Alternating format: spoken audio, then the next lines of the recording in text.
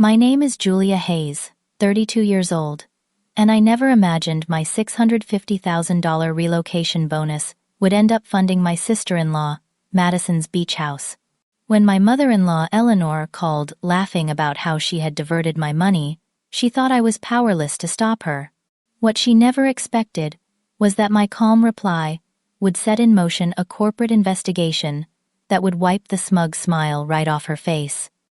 If you are watching this now and have ever dealt with toxic in-laws, drop a like, hit subscribe, and let me know in the comments where you are watching from while I tell you how justice was finally served.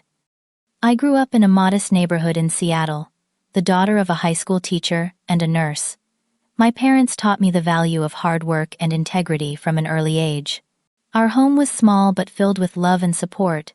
We never had much in terms of material possessions, but my parents made sure I had opportunities they never did, especially when it came to education. My passion for computer engineering emerged in high school when I took my first coding class. Something about the logical problem-solving and creative potential clicked with me immediately. I worked part-time jobs to save for college, and was thrilled when I earned a partial scholarship to the University of Washington. Even with the scholarship, I took out student loans and worked throughout college to make ends meet. Those years taught me resilience and the satisfaction of earning everything through my own efforts.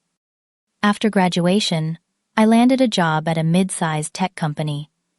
The salary was modest, but I was eager to prove myself.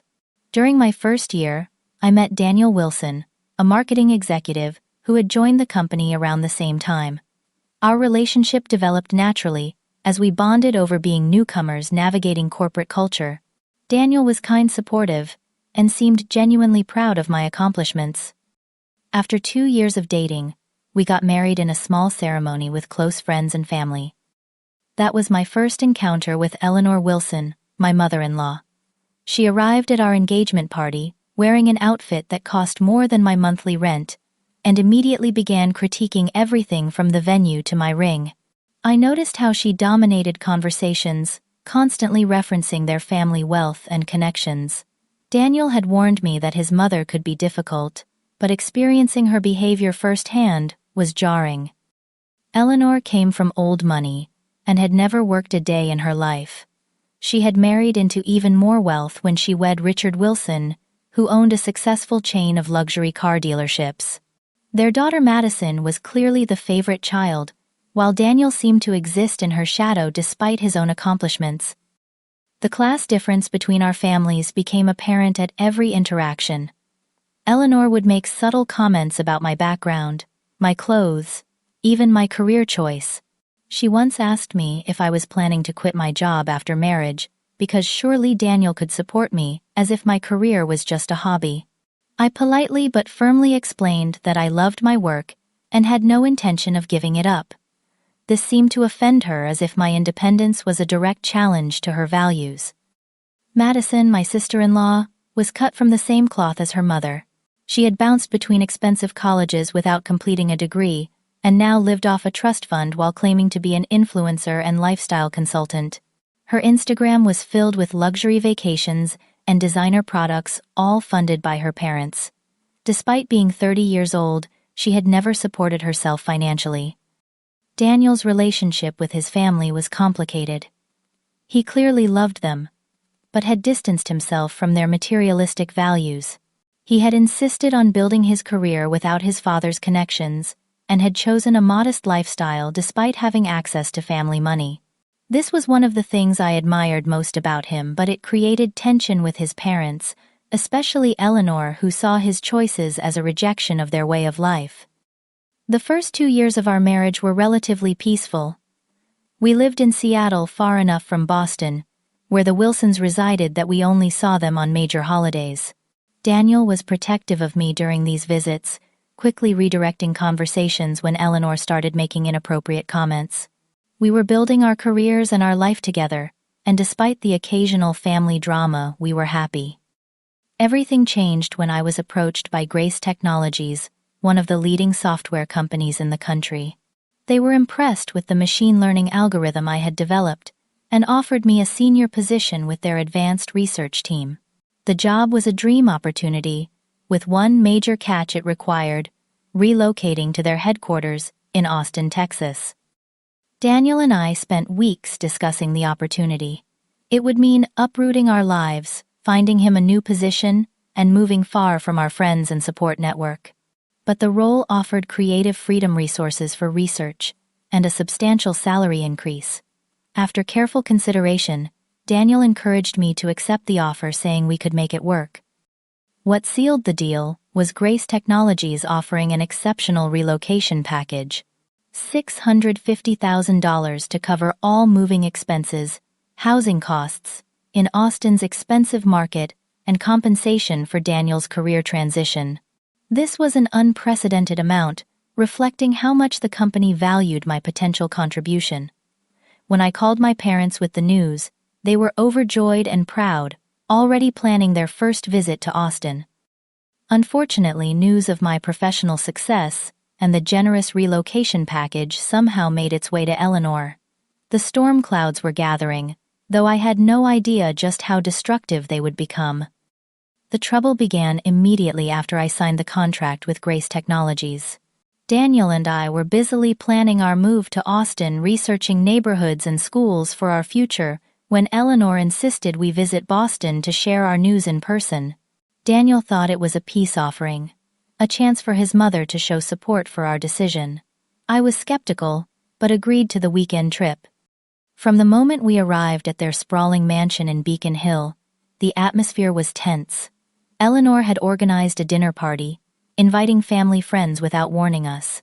Throughout the evening, she introduced me as her daughter-in-law, who works with computers, deliberately downplaying my new position.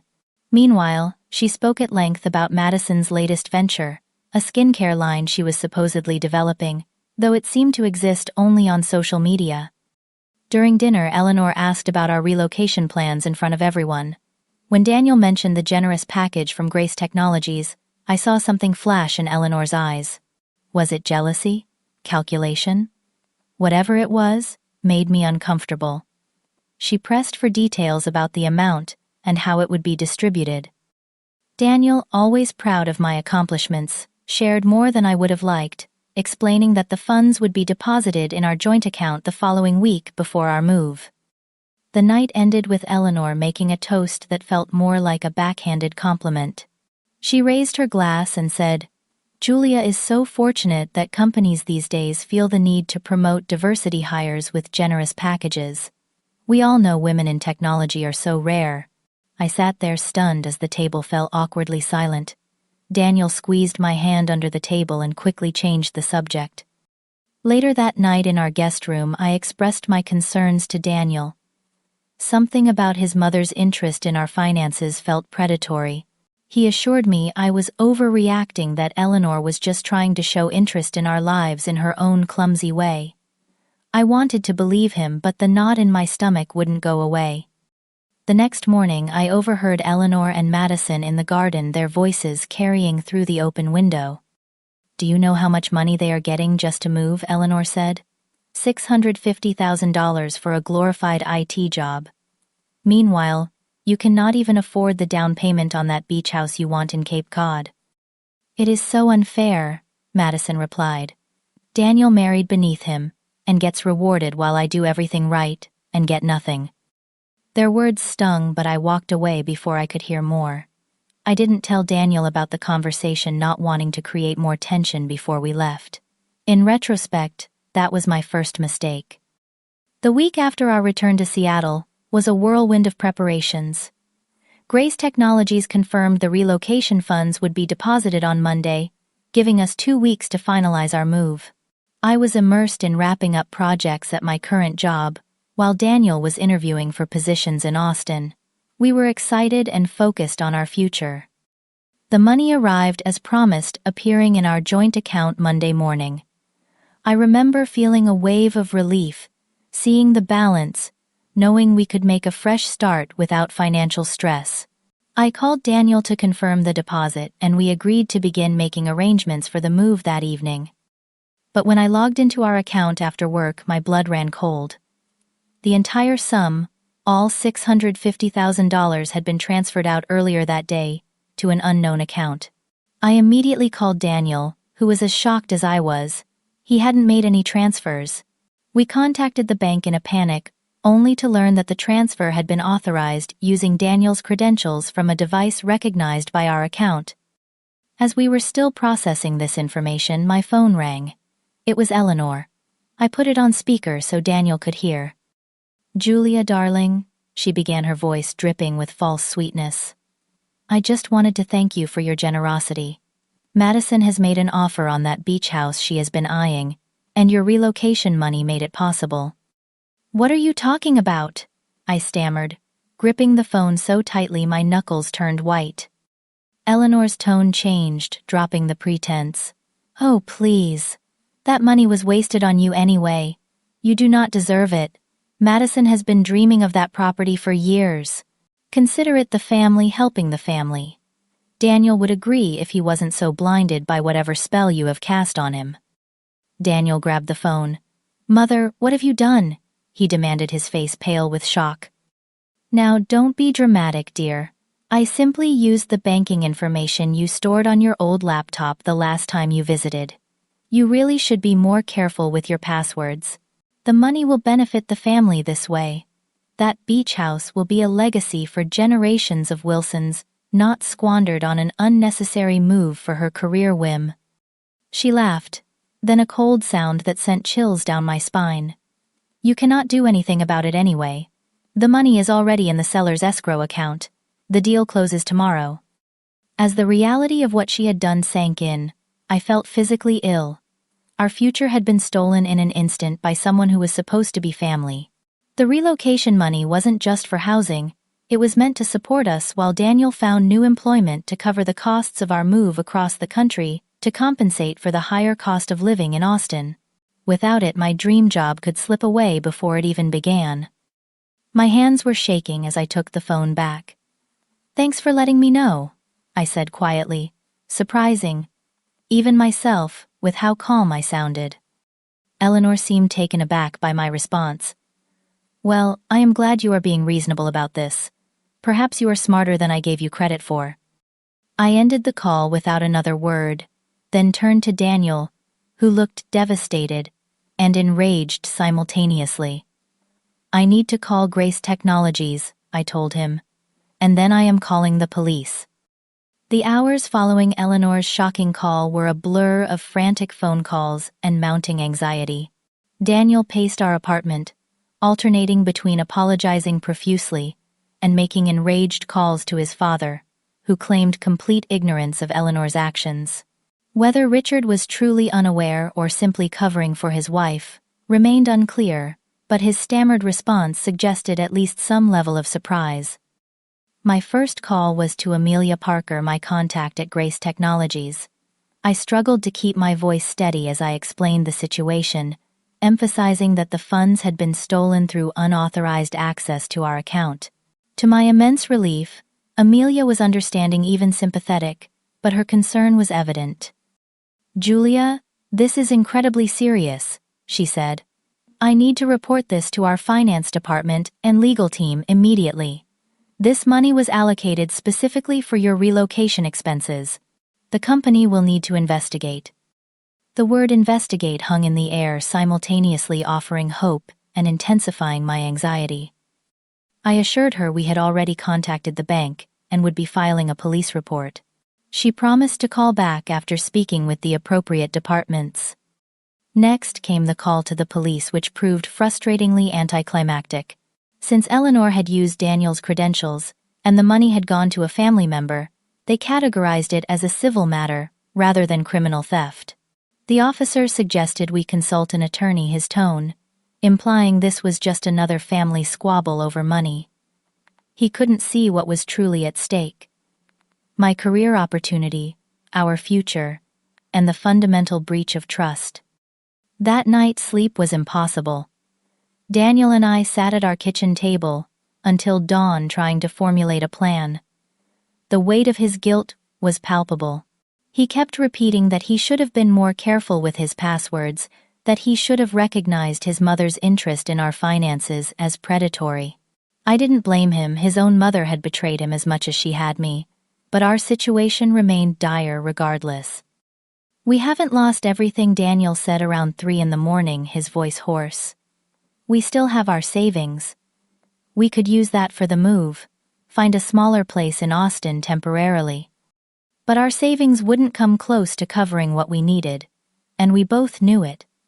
Austin's housing market was expensive, and we'd need a significant portion just for deposits and first month's rent. Then there were the moving expenses, potential gaps in Daniel's employment, and all the unforeseen costs that come with relocating across the country." The next day brought new challenges. I called in sick to work, unable to face colleagues while my professional future hung in the balance. Daniel did the same, and we met with a lawyer who specialized in financial crimes. She listened carefully to our story, her expression growing increasingly grave. "So your mother-in-law accessed your account without permission, transferred a company-provided relocation bonus to purchase property for your sister-in-law, and openly admitted to doing so," the lawyer Sophia Grant clarified. When we confirmed this, she leaned forward. "That's not just a family dispute. That's wire fraud, identity theft, and possibly corporate fund misappropriation, which could implicate you both if Grace Technologies decides you were complicit." Her words sent a chill through me. I hadn't considered that the company might suspect us of collaborating with Eleanor. The lawyer advised us to document everything, gather any evidence of Eleanor's admission, and prepare for potential legal action, both to recover the funds and to protect ourselves from suspicion. As we left the lawyer's office, Amelia called with an update that made my stomach drop. Grace Technologies' financial compliance team was indeed launching a formal investigation. They would be sending investigators not only to speak with us, but also to interview Eleanor directly. The company needed to determine if this was truly theft or an elaborate scheme to misuse corporate funds. "I never wanted this to become so formal," I told Daniel as we drove home. "I just wanted the money back so we could move forward with our plans." His knuckles were white on the steering wheel. My mother brought this on herself. Maybe it's time she faced real consequences for once in her life. Over the next few days, the stress began to take a physical toll. I developed insomnia and lost my appetite. Daniel wasn't faring much better, alternating between dejected silence and bursts of anger directed at his family. He tried calling Madison, hoping to appeal to whatever conscience she might possess, but she refused to speak with him. The most painful aspect was watching our carefully laid plans crumble. We had already given notice at our jobs and apartment. Friends had organized a going-away party. My parents had booked flights to help us settle in Austin. Now everything was on hold, our future suspended in uncertainty. I found myself sitting in our half-packed apartment, surrounded by boxes labeled for a move that might not happen, fighting back tears of frustration. The injustice of it all was overwhelming. Years of hard work of proving myself in a male-dominated field had led to this opportunity. And in one calculated move, Eleanor had jeopardized everything because she couldn't stand to see her son's wife succeed. A week after Eleanor's call, I received an email that rekindled a flicker of hope. Grace Technologies' investigation team wanted to meet with us the following day. They were sending 2 corporate investigators to our apartment to take detailed statements before proceeding to Boston to confront Eleanor. "Maybe this is it," Daniel said, allowing himself to sound optimistic for the first time since the theft. "If the company is taking it this seriously, maybe they can pressure her in ways we can't." I wanted to believe him but feared getting my hopes up. Eleanor had spent a lifetime evading consequences through privilege and manipulation. Would this really be any different? That night Eleanor called again. Daniel put her on speaker without telling her I could hear. "Darling," she began, her voice artificially light. "I hope you've calmed down about the money situation. Your father and I have been talking and we think this is all for the best. Madison's beach house will be a family asset. You and Julia can use it sometimes if you ask nicely." Daniel's response was ice cold. "Did you know Grace Technologies is sending investigators to talk to you, Mother? They're treating this as corporate fund misappropriation. Do you understand what that means?" There was a moment of silence before Eleanor laughed nervously. "Don't be ridiculous. This is a family matter. No company would involve themselves in a private financial decision. It wasn't a private decision, Daniel shot back.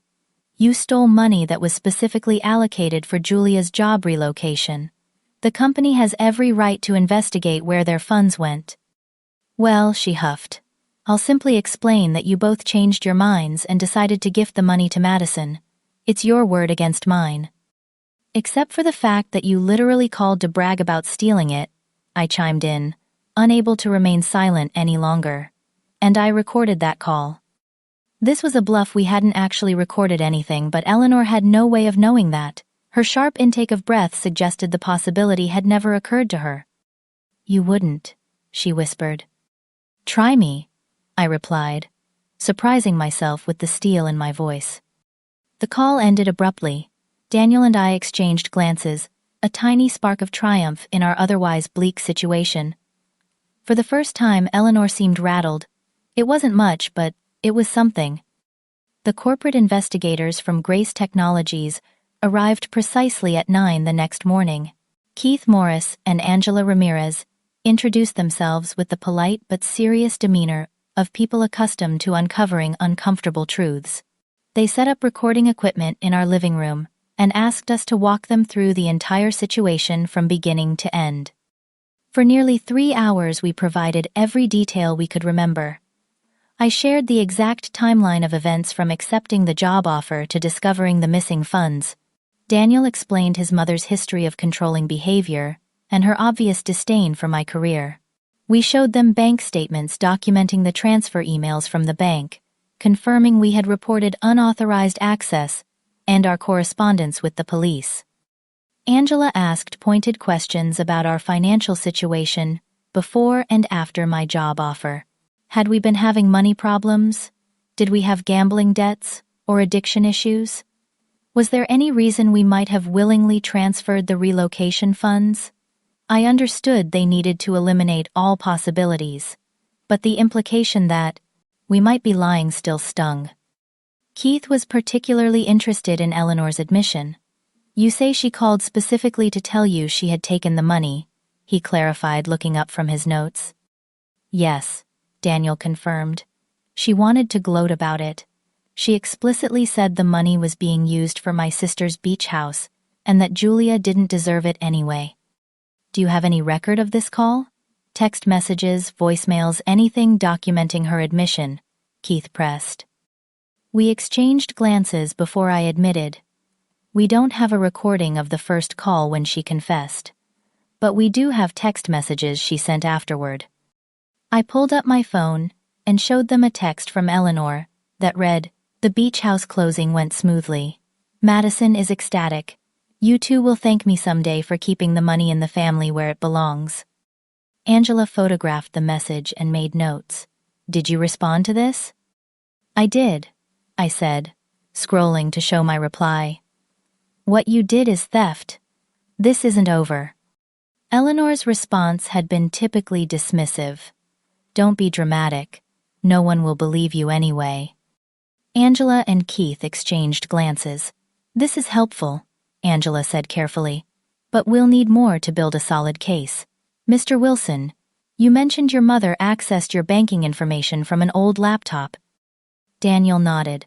I left my personal laptop at their house during our last visit before all this happened. I had logged into our joint account to pay some bills while we were there. I thought I had logged out, but clearly I hadn't, or she found a way to access the saved information. Keith made a note. Do you have any idea if your mother has technical expertise that would allow her to access secured information? Daniel shook his head. She can barely use her iPhone without calling Madison for help. But my father has an IT team for his business. She could have asked one of them to help her. Or she simply found your login information still stored on the laptop, Angela suggested. Either way, accessing your account without permission constitutes unauthorized access under federal law. As the interview concluded, Keith explained their next steps. We'll be flying to Boston tomorrow to interview your mother-in-law. Based on what we've gathered here, there's substantial evidence of fund misappropriation. Grace Technologies takes this extremely seriously, both because of the amount involved and because it directly impacts an employee's ability to fulfill their contractual obligations. What happens if you determine she did steal the money? I asked, trying to keep the desperate hope out of my voice. In cases like this, the company typically pursues full restitution, Keith explained. That would mean the return of all misappropriated funds. Additionally, there may be legal consequences depending on how your mother-in-law responds to our investigation. After they left, Daniel and I allowed ourselves a moment of cautious optimism. The investigators seemed to believe us, and they were taking the case seriously. But Eleanor had spent a lifetime manipulating situations to her advantage. Would this time really be different? That evening, we received a flurry of texts from Madison. The first read, "Why are you doing this to Mom? She was just trying to help me." The next escalated, "You're both so selfish. I deserve that beach house after everything I've been through." And finally, Mom is freaking out about some corporate investigation. "This is going too far. Call it off, or you'll regret it." Daniel responded simply, "Return the money, and this ends immediately." Madison's reply came quickly. "The money is gone. The house closing finished yesterday. There's nothing to return." I felt a wave of despair. If the money had already been used to purchase the property, how could we possibly recover it in time for our move? Even if Grace Technologies determined theft had occurred, legal proceedings to force the sale of the house could take months or years. Daniel must have sensed my distress because he pulled me into a tight embrace. "This isn't over," he promised. "If my mother and sister think they've won, they don't know who they're dealing with." That night we received an unexpected call from Richard, Daniel's father. His normally confident voice sounded strained. "Daniel," he began hesitantly, "your mother told me about some misunderstanding regarding Julia's relocation funds. I'm sure we can sort this out as a family." Daniel's laugh was bitter. "A misunderstanding? She committed identity theft and wire fraud, Dad. She stole $650,000 that was meant for our future. That's not a misunderstanding." There was a long pause before Richard spoke again. "These investigators who are coming tomorrow, how serious is this?" "Very," Daniel replied. "Grace Technologies doesn't take the theft of corporate funds lightly. They could pursue criminal charges." Another pause, longer this time. "I'll talk to your mother," Richard finally said. "And Madison, this may have gone too far." After he hung up, Daniel turned to me, a glint of satisfaction in his eyes. "He's worried. Dad doesn't get worried unless there's a real threat to their precious reputation or lifestyle." For the first time in days, I allowed myself to imagine a positive outcome. If Richard was concerned enough to intervene, perhaps Eleanor would finally face consequences she couldn't charm or buy her way out of. The next morning, we received a call from Angela. "We're about to meet with Mrs. Wilson," she informed us. "I wanted to let you know that our financial forensics team has traced the full path of the funds. We have documentation showing the money went directly from your account to an escrow account for a property purchase in Cape Cod with Madison Wilson listed as the buyer." This confirmation of what we already knew was still validating. The company had concrete proof of where their money had gone. But what happened next would determine whether that proof could actually help us. "What are the chances we can recover the funds?" I asked, trying to keep my voice steady. Angela's tone was carefully neutral. "That depends on how cooperative Mrs. Wilson is today. But I can tell you that Grace Technologies is prepared to pursue this aggressively, including potential legal action against all parties involved in misappropriating company funds." After we hung up, Daniel and I sat in tense silence, both staring at our phones waiting for news. The investigators would be meeting with Eleanor right now. I tried to imagine her reaction to being confronted by corporate investigators with evidence of her theft. Would she maintain her entitled attitude, or would the reality of potential consequences finally break through? Hours passed with no updates. I tried to distract myself by continuing our packing. We had decided to proceed, as if the move would happen, refusing to give up hope. Daniel called his father twice, but got no answer. Finally, just after 6 in the evening, my phone rang. It was Keith Morris. Miss Hayes, he said, his professional tone giving away nothing. We've completed our interview with Eleanor Wilson and have some information to share with you and Mr. Wilson. Are you both available to talk? Yes, I replied, my heart pounding as I put the phone on speaker. Daniel grabbed my hand, squeezing it tightly as we prepared to hear either wonderful news or the final death of our hopes. Keith's voice came clearly through the speaker, measured but with an undercurrent of satisfaction that made my pulse quicken. Mrs. Wilson was initially quite resistant to our questioning. She maintained that the funds were a gift from you and Mr. Wilson to help your sister-in-law purchase a vacation property. Daniel made a disgusted sound, but Keith continued. However, when we presented evidence of the unauthorized account access and the text messages in which she essentially admitted to the theft, her demeanor changed significantly. When we explained that Grace Technologies was prepared to pursue criminal charges for wire fraud and misappropriation of corporate funds, Mrs. Wilson became considerably more cooperative. I held my breath, afraid to hope. What does that mean exactly?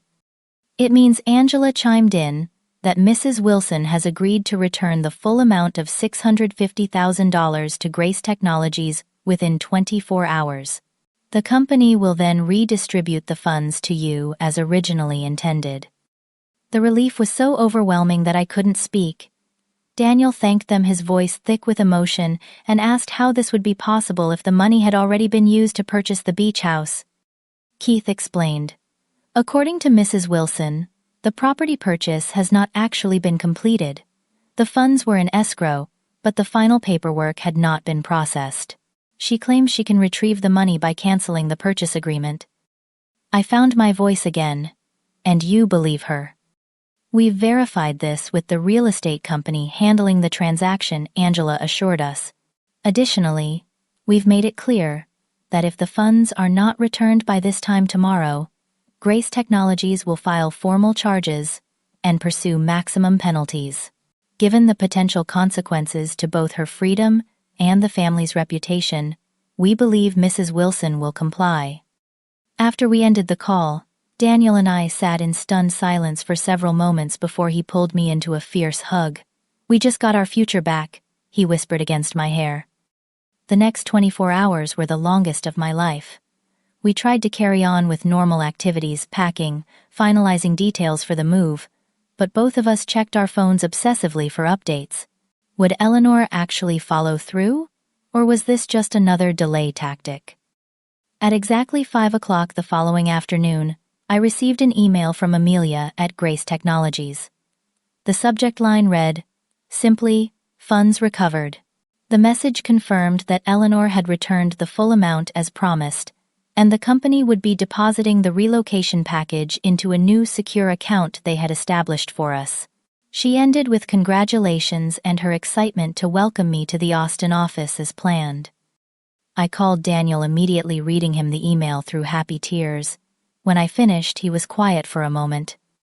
"I need to call my father," he finally said, his voice resolute. While Daniel had that difficult conversation in our bedroom, my phone rang again. The caller ID displayed a number I didn't recognize, but I answered anyway, still riding the high of our victory. "Is this Julia Hayes?" a woman's voice asked. "Yes, this is Julia," I confirmed cautiously. "Miss Hayes, my name is Diana Lewis. I'm with the Boston Globe.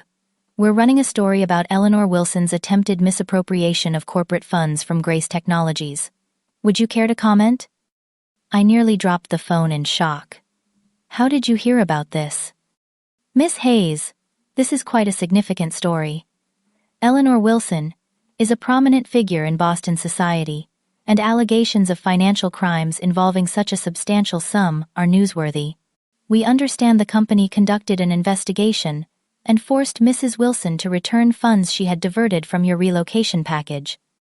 The realization hit me like a wave. The investigation wasn't just resolving our personal situation, it was becoming public knowledge.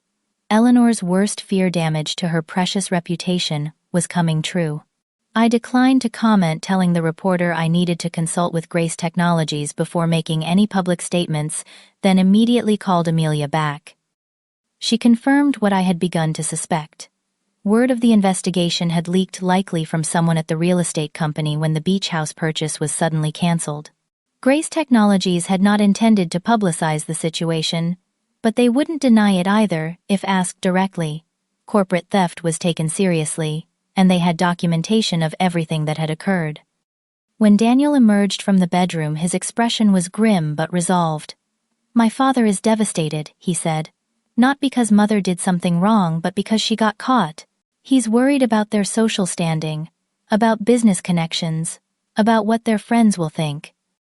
"And Madison?" I asked hesitantly. "Furious, of course. She's blaming us for ruining everything." Daniel rubbed his temples wearily.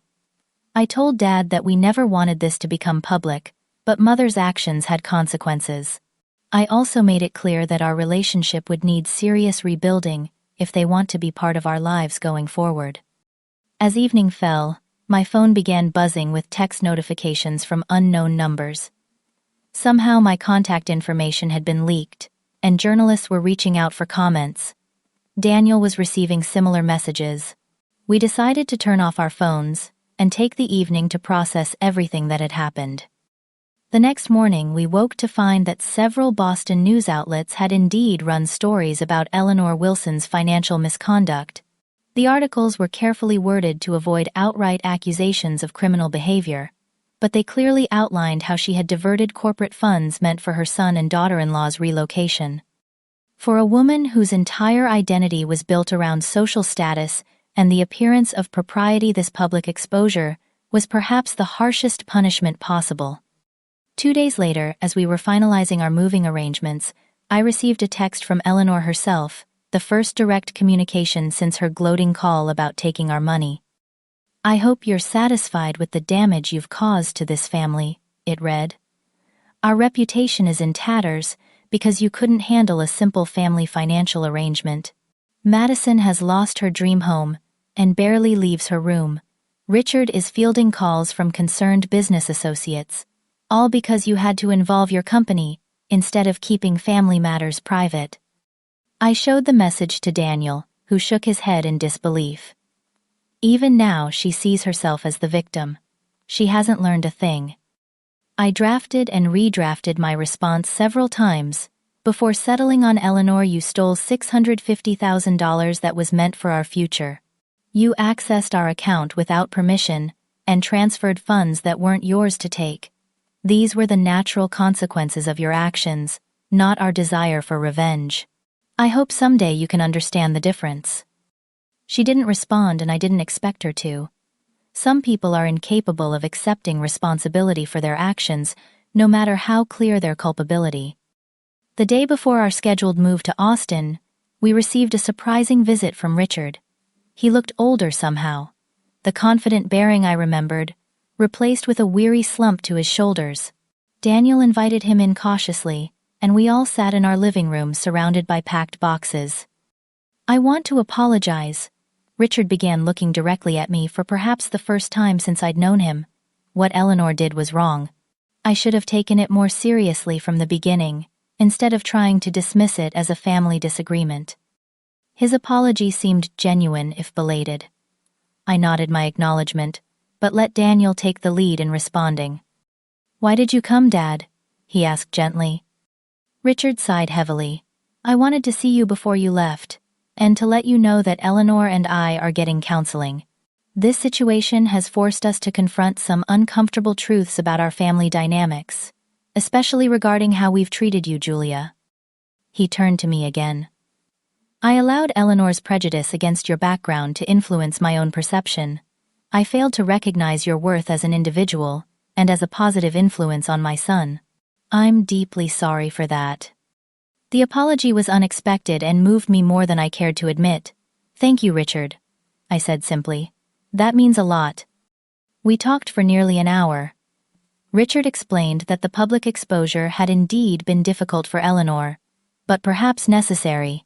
Several of their friends had distanced themselves, and she was experiencing social consequences for perhaps the first time in her life. Madison was struggling to accept that her beach house dreams had evaporated, but Richard had finally stopped enabling her financial dependence and was encouraging her to find meaningful work. As he prepared to leave, Richard handed Daniel an envelope. "It's not much, but I hope it helps with the move," he said. "Consider it a personal housewarming gift from me, completely separate from the company funds." Inside was a check for $20,000. It was a generous gift, though notably less than what Eleanor had attempted to steal. More significant than the amount was the gesture. It represented Richard's first step toward making amends and rebuilding a relationship with his son. After he left, Daniel and I reflected on the whirlwind of events that had led us to this point. The theft that had nearly derailed our future had ultimately forced important truths into the open. Eleanor's actions had been exposed, yes, but so had deeper issues within the Wilson family, dynamics, issues that might never have been addressed otherwise. The next morning we boarded our flight to Austin with mixed emotions. Relief that the relocation funds had been recovered and our plans could proceed. Satisfaction that Eleanor had faced consequences for her actions. Hope that Richard's apology might represent the beginning of healthier family relationships, and excitement for the new chapter we were about to begin together. As the plane took off, Daniel squeezed my hand. "Eleanor thought she was punishing you for daring to succeed on your own terms," he said quietly. "Instead, she gave you the perfect opportunity to prove just how formidable you really are." I smiled, watching Seattle recede beneath us. The road ahead wouldn't be easy, establishing myself in a new position, building a life in an unfamiliar city, navigating the complicated aftermath with Daniel's family. But we had faced a significant challenge together and emerged stronger for it. Whatever came next, I was ready. Our arrival in Austin marked the beginning of a fresh chapter. The relocation funds, now securely in our new account, allowed us to rent a lovely home in a neighborhood close to the Grace Technologies campus. After the turmoil of recent weeks, there was something deeply satisfying about unpacking our belongings in a space that represented all we had fought for. My first day at Grace Technologies exceeded all expectations. Amelia gave me a personal tour of the state-of-the-art research facilities, introducing me to team members who had been eagerly awaiting my arrival. The advanced machine learning project I would be leading was even more innovative than I had initially understood, with potential applications in healthcare that could genuinely improve lives. What surprised me most was how many people at the company knew about the situation with Eleanor. Not the specific details, but enough to understand that my relocation had faced unusual challenges. Senior executives went out of their way to welcome me, assuring me that the company valued my contributions and was committed to supporting my transition. It was a stark contrast to the dismissive treatment I had often experienced in previous roles. During my second week, I was invited to lunch with Heather Jackson, the Chief Technology Officer. As we discussed my preliminary ideas for the project, she unexpectedly brought up the investigation. "I hope you don't mind me mentioning this," she said carefully, "but I wanted you to know that your handling of the situation with your relocation funds impressed a lot of people here. You were professional and patient during an incredibly stressful time. Those are qualities we value as much as technical expertise." I was momentarily speechless, having expected the company to want to forget the awkward incident. "Thank you," I finally managed. "It was certainly not how I planned to make my first impression." Heather smiled. "First impressions are overrated. How we handle challenges reveals far more about character." She paused, stirring her iced tea. "I'll be frank, Julia. We have our eye on you for leadership beyond this initial project. Your technical skills got you hired, but your grace under pressure suggests you might be suited for more senior roles in the future." This conversation was the first indication that the painful ordeal with Eleanor might actually have unexpected professional benefits. Rather than harming my standing at Grace Technologies, it had showcased qualities that technical interviews rarely reveal. Meanwhile, Daniel was building his own new beginning. After several interviews, he secured a position with a marketing firm that specialized in tech clients. The role offered more responsibility than his previous job, with potential for growth in an industry he was passionate about. Watching him thrive independently, without family connections or inherited advantage, filled me with pride. Our new home gradually transformed from a house filled with boxes to a warm, welcoming space that reflected our shared tastes. We explored Austin together on weekends, discovering favorite restaurants, parks, and local attractions. The distance from Boston and the Wilson family drama allowed us to reconnect as a couple, reminding us why we had chosen each other in the first place. 3 months after our move, my parents came to visit. Showing them around my new workplace, seeing their pride as colleagues praised my early contributions to the project, was deeply satisfying. My father, who had worked so hard to give me educational opportunities he never had, became emotional during a demonstration of the algorithm I was developing. "This is why we sacrificed," he told me privately later. "Not for recognition or status, but so you could do meaningful work that makes you happy." He squeezed my hand. "I'm so proud of the woman you've become, Julia." Hearing those words, I couldn't help but contrast my parents' unconditional support with Eleanor's attempts to undermine me at every turn. One perspective had nurtured growth and confidence. The other had sought to diminish and control. The difference couldn't have been clearer. Communication with the Wilsons remained complicated. Richard called Daniel regularly, making genuine efforts to maintain their relationship. He asked thoughtful questions about our new life in Austin and Daniel's job, showing interest without judgment. He mentioned that he and Eleanor were continuing counseling, working through long-established patterns in their marriage and parenting. Eleanor herself remained largely silent. The few times she spoke to Daniel on the phone, she was polite but distant, never directly acknowledging what had happened. Madison occasionally sent passive-aggressive texts, implying that our move had somehow been selfish despite the circumstances. We maintained civil but careful boundaries with both of them. 6 months after our relocation, the machine learning project I was leading achieved a significant breakthrough. Our algorithm demonstrated unprecedented accuracy in early disease detection, potentially allowing for intervention months earlier than current methods. Grace Technologies organized a presentation for stakeholders and medical partners, and I was asked to lead it. Standing before a room of industry leaders and healthcare professionals, explaining the technology that could save countless lives, I experienced a profound sense of purpose. This was why I had fought so hard to protect this opportunity. Not for the title or the salary, but for the chance to create something meaningful. After the presentation, which was met with enthusiastic response, Amelia pulled me aside. "We have something to discuss," she said with a smile. "The company wants to fast-track your advancement. There's a director position opening in the AI research division, and your name is at the top of the list." The promotion would represent a significant jump in both responsibility and compensation, coming much sooner than I had expected. I was momentarily overwhelmed, thinking of the journey that had led to this point. Just months ago, I had been fighting to recover stolen funds and salvage my career opportunity. Now I was being considered for leadership in one of the most innovative divisions of a cutting-edge company. That evening, I shared the news with Daniel over dinner at our favorite local restaurant. His face lit up with genuine joy and pride. "You absolutely deserve this, Julia. After everything you've overcome, this recognition feels like cosmic justice." We toasted with champagne, celebrating not just the potential promotion, but everything it represented. My professional success was tangible proof that Eleanor's attempts to derail my career had failed spectacularly. The universe had a certain poetic symmetry sometimes. The following weekend, Daniel received an unexpected call from his father. Richard was coming to Austin on business and wanted to have dinner with us. When Daniel shared this news, I felt a moment of apprehension. Our new life felt sacred, somehow protected by distance from the Wilson family drama.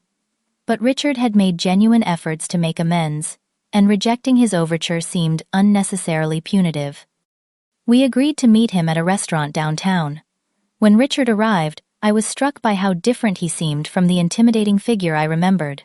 He greeted me with a warm hug, something he had never done before, and throughout dinner showed sincere interest in both my work and Daniel's. Near the end of the evening, he brought up Eleanor. "She's still struggling," he admitted. The public embarrassment hit her harder than I initially understood. But she's beginning to recognize how her behavior has affected her relationships, especially with you, Daniel. He turned to me. And with you, Julia. She's not ready to reach out directly yet, but she's asked me to express her regret. It wasn't quite an apology, but from Eleanor, even acknowledged regret represented significant progress. Daniel and I exchanged glances silently, agreeing to accept this small olive branch for what it was, a beginning, not a resolution. As Richard prepared to leave, he hesitated, then said, "I want you both to know that I've made some changes to our estate planning. Madison will still be provided for, but I've ensured that Daniel will receive an equal share. More importantly, I've established a separate educational trust for any children you might have in the future." He looked directly at me. "I want to make sure that my grandchildren never doubt their grandfather's support for their dreams, whatever those might be." It was a meaningful gesture addressing the imbalance that had characterized the Wilson family dynamics for so long. More than the financial aspect, it represented Richard's commitment to creating a more equitable family legacy. After he left, Daniel and I walked along the Austin riverfront, reflecting on how much had changed in just 6 months. The theft that had nearly derailed our future had instead become a catalyst for positive transformation in nearly every aspect of our lives. My career was flourishing. Our relationship had strengthened through shared adversity.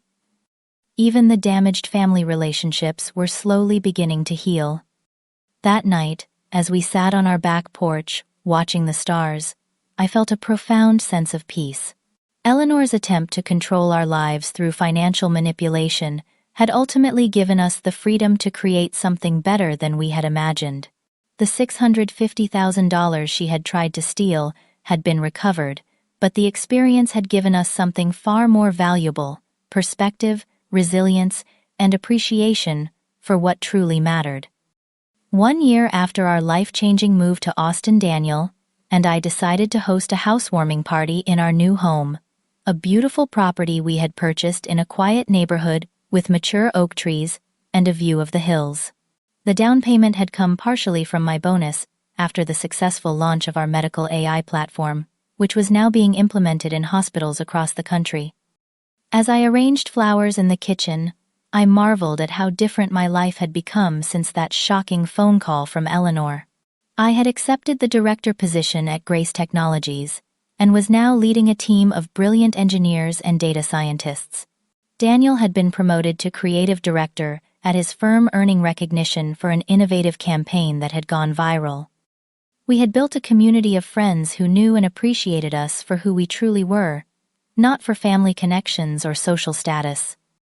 Our guests that evening included colleagues, neighbors, and friends we had made since moving to Austin. My parents flew in for the occasion, as did Daniel's father, Richard, who had visited several times over the past year and gradually become a positive presence in our lives. Notably absent were Eleanor and Madison, though Richard assured us that both were making progress in their own ways. Eleanor has started volunteering at a women's business mentorship program, he told us privately during the party. "I think helping young women navigate professional challenges has given her some perspective on her own behavior.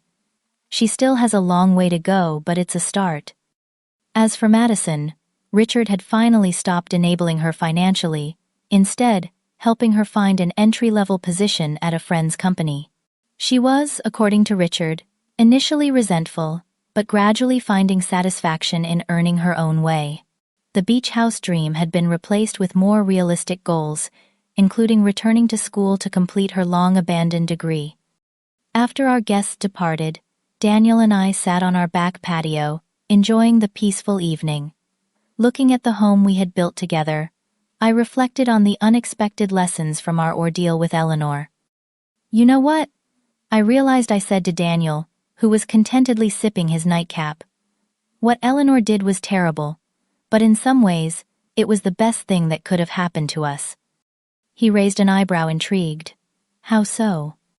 "It forced us to confront the unhealthy dynamics that had been simmering beneath the surface for years," I explained. "If she hadn't done something so extreme, we might have continued tolerating the small indignities, the subtle undermining the constant judgment. We might never have established proper boundaries. Daniel nodded thoughtfully. And professionally, it actually elevated your standing at Grace Technologies. They saw how you handled a crisis with integrity and patience. It's strange how life works sometimes, I mused. The money was important. It represented our future, our dreams.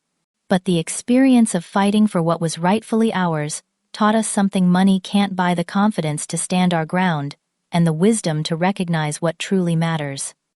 The $650,000 relocation package had been the catalyst for profound change, but the true value of our journey couldn't be measured in dollars.